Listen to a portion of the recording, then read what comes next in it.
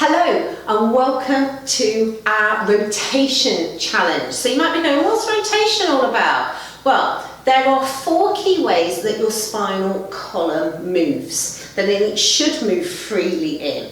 So we have lateral flexion, which is that side to side action. We have normal spinal flexion, which is that coming forwards. We have extension, which is that lifting and opening of the spine. But then we also have rotation. Now, when a lot of my clients and class members come to me, rotation is the area that they work the least on and the least in. Because whenever we're sort of sat at a desk, we're drawn in at the shoulders, our breastbone slumps forwards and down, and we lose that rotational capacity. It's really hard to rotate when you're tight through the front of the body. So this program is all to get you back into rotation. You might be going, well, why? Why do I need to know that? Why do I need to work on that? If you think about, if you went to get something off a shelf over here, you want to be able to move freely to take it with some load to bring it back here. And I see so many people that actually that's been the straw that breaks the camel's back. That's been the thing that's made them go, oh, my back feels really sore, or I'm not happy with that. Just because they've lost that rotational capacity. Included in this program, there's also some lovely areas for opening the chest, so some absolute favourites of classes and clients that I want to share with you as we go through the program. There's a PDF for you to print out so that you can tick that off and you can stay on track so that you're accountable to yourself, and it's important that you keep track of that so you can really make sure that you've had that progress through the whole program. Enjoy.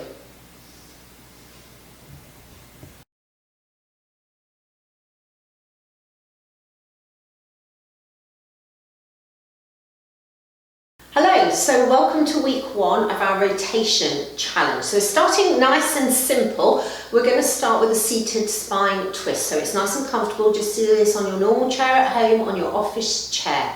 We're going to start with option 1, which is our hands across our chest. Now I want you to be seated nice and tall. Think about lifting up through the pelvic floor, the abdominals. We're going to inhale to prepare through the nose, and as we exhale, we simply rotate to one side. We come back to centre and we switch to the other side. Now your job as you rotate is not to collapse forwards, because it's really easy when you're tight through those muscles that support the spine to be pulled off to one side or forwards. So I want you to almost feel like you're being lifted. Now if you feel that this is comfortable, you can start to take the arms into what we call a Cossack position. So think about where your watch strap is, in line with your breastbone, and try and keep it there as you rotate side to side. Ultimately, if you feel comfortable, shoulders down, you're going to lengthen the arms out side to side. I appreciate you're probably not going to want to do it like that in the office, but when you're at home in your own space, then that might be an option. The things to really focus on, as I said, keep lifted out of the ribs. It's almost like you corkscrew up as you rotate. We're going for 6 to 8 repetitions. It should feel comfortable through the lower back. If it feels particularly tight, then limit how far you go. And bit by bit, as you go through this and through the program, it will start to loosen off. Have fun.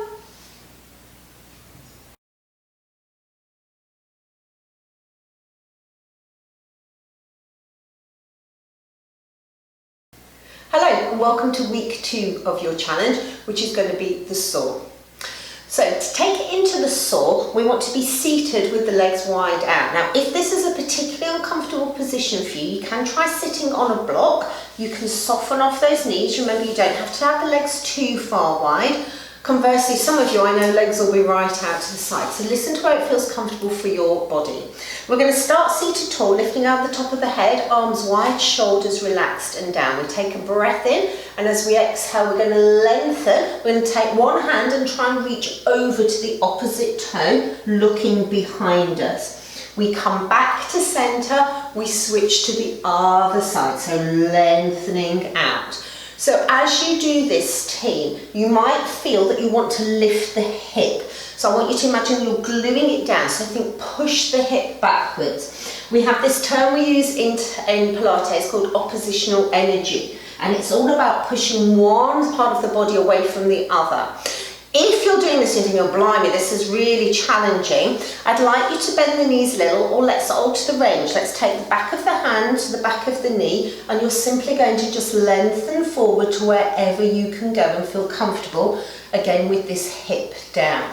So we're still getting this nice rotational action through the spine. We'll feel our hamstrings getting a stretch, but also what I love about the saw is this stretch from the one shoulder right the way down to the opposite hip, what we call your posterior oblique chain. So you're opening up, and it's an area a lot of people have dysfunction in, particularly if you're seated a lot of the time. So this starts to open up the body, but please, let's take it gently. Again, aiming for about 6 to 8 repetitions, and when you've finished, if you just bring the soles of the feet together, it'll rock side to side. Now remember, you're adding this to last week's exercise, so we should get a progression through and start to build on what we're achieving each day. Have fun!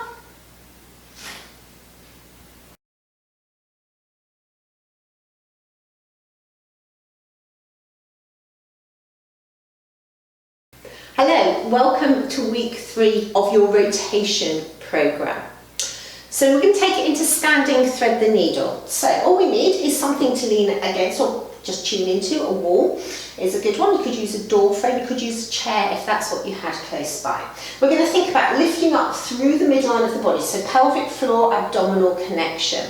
We're going to take a lovely breath in and squeeze the thumb back, so we're opening up through this front chain of the body. As we exhale, we draw the waist in, squeeze the hand under. So we inhale, we exhale. Now, making a definite movement as you exhale, really push and try and reach through that gap. Again, we're aiming for about 6 to 8 repetitions on this side. Make it a very definite movement and try and feel that rotation. You've got a lovely release coming from one shoulder all the way to the opposite hip. When you've done your 6 to 8 repetitions, remember you must switch sides. When you switch sides, again, thinking about your connection. Don't just drop forward, don't just let the abs relax. Pelvic floor up into abdominal connection, inhaling, exhaling as we're pushing through. And it might feel very different one side to the other. So listen to your body, bit by bit, you'll get the effects of that mobility. You'll start to loosen off and it will become easier. Have fun and enjoy.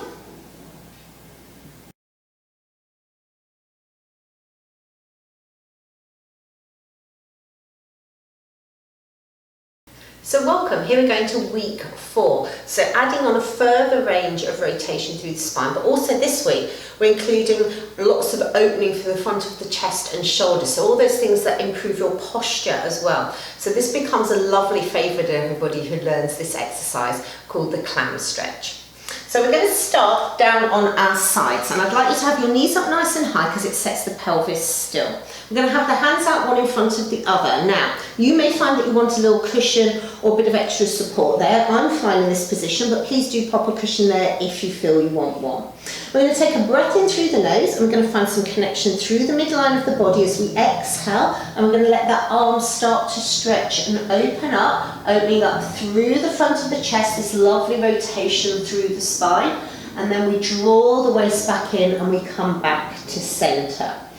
So I need you to listen to your body, thinking about the control. Don't just let gravity grab you, don't just collapse into it, think lengthening into the fingers, precision and control at all times.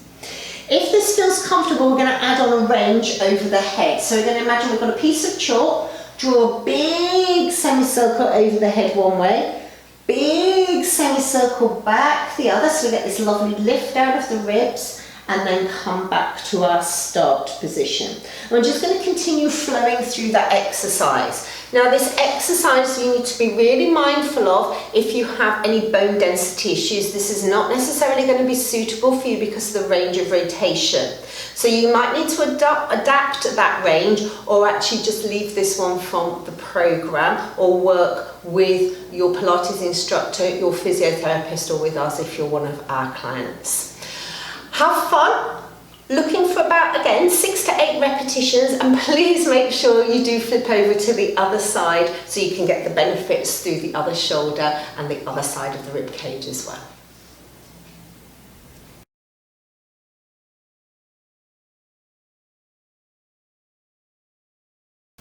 Yay, well done, you did it. You've completed this 4-week program.